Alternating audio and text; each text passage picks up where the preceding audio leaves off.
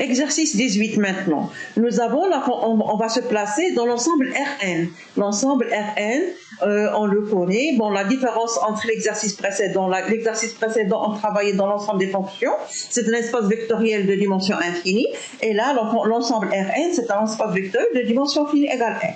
Donc, on a même une base canonique. Alors, dans cet espace vectoriel, on va considérer l'ensemble grand F formé par les n-uplets x1, xn appartenant à Rn qui vérifie la condition ou l'équation x1 plus x2 plus xn égale 0. L'ensemble G, il est défini en étant le vecteur du singleton le vecteur 1, 1, 1. Montrer que f et g sont des sous-espaces vectoriels, c'est clair que f est un sous-espace vectoriel. Pourquoi? Tout simplement parce que c'est l'ensemble des solutions de cette équation. Cette équation, elle est linéaire homogène, donc on sait que l'ensemble des solutions d'une équation linéaire homogène, c'est un sous-espace vectoriel. On sait même que lorsqu'on a un système, c'est aussi un sous-espace vectoriel. D'accord? Pour l'ensemble G, c'est aussi un sous-espace vectoriel, tout simplement parce que c'est un vecteur. Parce qu'on sait que le vecteur, c'est le sous-espace engendré par. Et donc, c'est un vecteur par construction. Ce sont des sous-espaces vecteurs de Rn. On va maintenant démontrer qu'ils sont supplémentaires. Ils sont supplémentaires, ça veut dire que leur somme est directe. Ça veut dire que l'intersection est réduite au vecteur nul et que leur somme face E, c'est-à-dire que tout vecteur de E s'écrit sous forme d'une somme, un vecteur de F, un vecteur de G. Égale vecteur nul. On prend un vecteur de l'intersection et on développe. Qu'est-ce que ça veut dire? Il appartient à l'intersection. Ça veut dire qu'il appartient à F et il appartient à G. Il appartient à F, ça veut dire que c'est un n-uplet x1, xn avec la somme égale 0. Et il appartient à G, ça veut dire qu'il va s'écrire alpha fois 1, 1, 1. Ça veut dire que toutes les composantes vont être égales à un certain alpha. Bon, ça veut dire que notre vecteur U va s'écrire alpha, alpha, alpha, avec la somme des alpha qui est égale à n alpha égale 0, ce qui nous donne alpha égale 0, ce qui nous donne que le vecteur U égale le vecteur 0, 0, 0, c'est-à-dire le 0 de Rn. Donc, on déduit que l'intersection est réduite au singleton vecteur nul de Rn. Maintenant, démontrons que Rn, c'est la somme de F plus G. Pour ceci, on va prendre un vecteur de Rn et on va lui chercher un vecteur de F, un vecteur de G. Un vecteur f de f, on va noter V, un vecteur de G qu'on va noter W, et que le vecteur U s'écrit sous la forme somme de V et W. Donc, U va appartenir à Rn, c'est-à-dire U, c'est un n-uplet. On va lui chercher V, c'est-à-dire on va chercher un vecteur V qui appartient à F. Qu'est-ce que ça veut dire un vecteur V qui appartient à F? C'est-à-dire un vecteur V qui va s'écrire, par exemple, Y1, Y2, Yn. Et un vecteur W qui appartient à G, ça veut dire un vecteur W qui va s'écrire alpha fois 1, 1, 1. C'est-à-dire un vecteur de la forme alpha, alpha, alpha. Et qu'est-ce que ça veut dire U égale V plus W? Ça veut dire que le vecteur X1, X2, Xn égale le vecteur Y1, Y2, Yn plus le vecteur alpha, alpha, alpha. Nous avons ici l'égalité, on peut identifier les composantes. C'est-à-dire que chaque xi va être égal à un yi plus un alpha. Mais avant de comparer les composantes, on peut comparer la somme, parce que ce qu'on a sur y1, yn, c'est que la somme égale 0. Donc, si on identifie la somme de ce vecteur avec la somme de ce vecteur, on va obtenir ici la somme, c'est x1 plus x2 plus xn égale la somme y1 plus y2 plus yn, c'est 0. Plus la somme alpha plus alpha plus alpha, c'est n alpha. Attention, ici, une erreur de frappe, c'est y1, y2. Ce n'est pas y1, y1, c'est clair. Alors, qu'est-ce qu'on déduit? Les yi ont disparu, les xi, nous les avons, n nous l'avons, et on peut donc tirer alpha égale. Alpha égale à quoi? Alpha, c'est tout simplement la somme des composantes du vecteur U sur le petit n qui est la dimension de l'espace où on travaille. D'accord? Donc, on a trouvé alpha, c'est-à-dire qu'on a trouvé le vecteur W. Il reste à définir le vecteur U, c'est-à-dire les yi. Maintenant, on va comparer les composantes. On a le alpha et on a pour chaque xi, yi, et xi va être égal à yi plus alpha. Donc, on va déduire que yi, c'est xi moins alpha, c'est-à-dire xi moins la somme des xi sur n. On déduit donc le vecteur V, et donc on déduit que quel soit le vecteur U, il existe un vecteur V qui appartient à F, un vecteur W qui appartient à G, et on a la somme V plus W égale U. Ça démontre que F plus G égale Rn, et ça démontre que F et G sont supplémentaires dans Rn. Deuxième question, déterminons une base de F et une base de G. une base de f.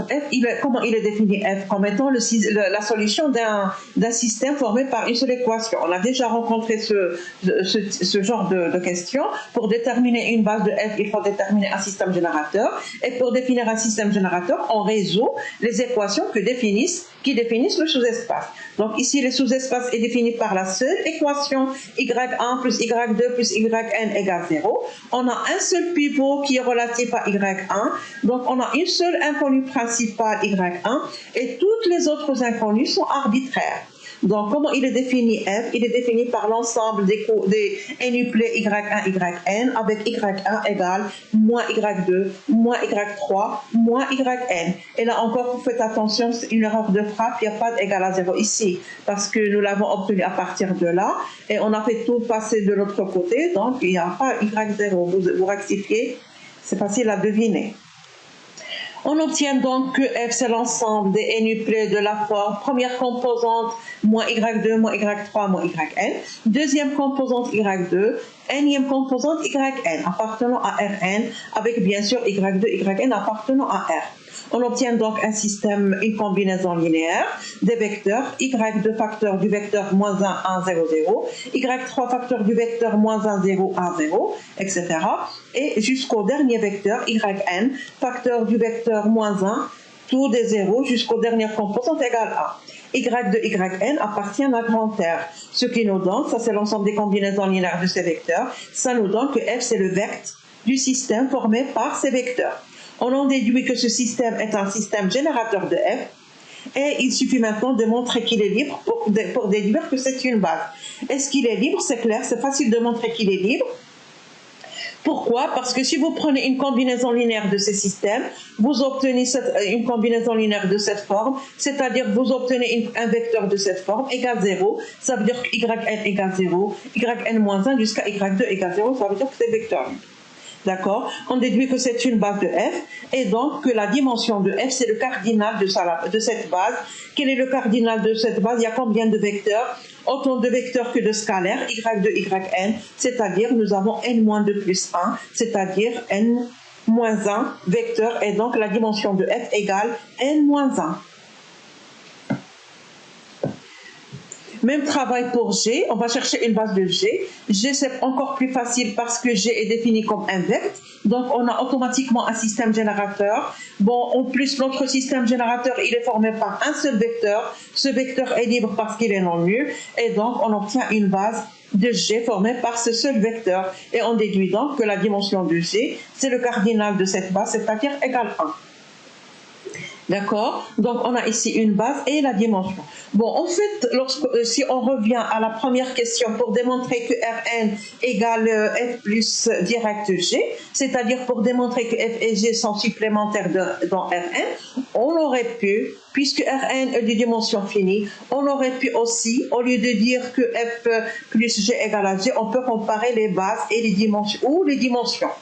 D'accord? On a ici, bien sûr, f inter g égale singleton vecteur nul. On a trouvé que la dimension de f égale n-1. On a trouvé que la dimension de g égale à 1. La somme des dimensions égale la dimension de Rn. On peut aussi déduire que les f et g sont supplémentaires.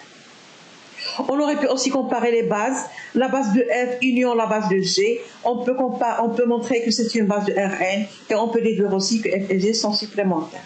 Bon, ce travail, on peut le faire parce que Rn est de dimension finie. Et nous ne l'avons pas fait parce que la première question, c'était montrer qu'ils sont supplémentaires. Et ce n'est qu'après qu'on a demandé la base et la dimension. Mais dans les exercices, si vous avez à démontrer que f et g sont supplémentaires, vous avez le choix. Vous pouvez démontrer que f plus g égale Rn quand vous pouvez comparer les bases ou les dimensions. Bien sûr, si vous les avez. Bon, troisième question. On a montré que Rn égale la somme directe de f et g. Là, on va chercher les projections. Donc, on a déjà trouvé que pour un vecteur xu qui est égal à xn, xn, on a trouvé qu'il existe u, v et w. Bien sûr, ils sont uniques parce que la somme est directe. Et on a même trouvé le vecteur v, c'est le vecteur y1, y2, yn avec yi égale xi moins la somme sur n. On a trouvé que le vecteur w, c'est le vecteur alpha fois 1, 1, 1 avec alpha égale la somme des xi sur n. Et donc, on a conclu que quel que soit U appartenant à grand Rn, on a U égale x1, xn. Donc, on va conclure que pour un vecteur U égale x1, xn, on peut déduire la projection de U sur F parallèlement à G. Quelle est la projection de U sur F parallèlement à G? C'est tout simplement le vecteur V de composante y1, yn avec yi égale xi moins la somme des xi sur n. On peut déduire aussi la projection de n'importe quel vecteur sur G parallèlement à F. C'est tout simplement le vecteur W égale à alpha 1, 1, A avec alpha égale la somme des xi sur n. Voilà pour l'exercice.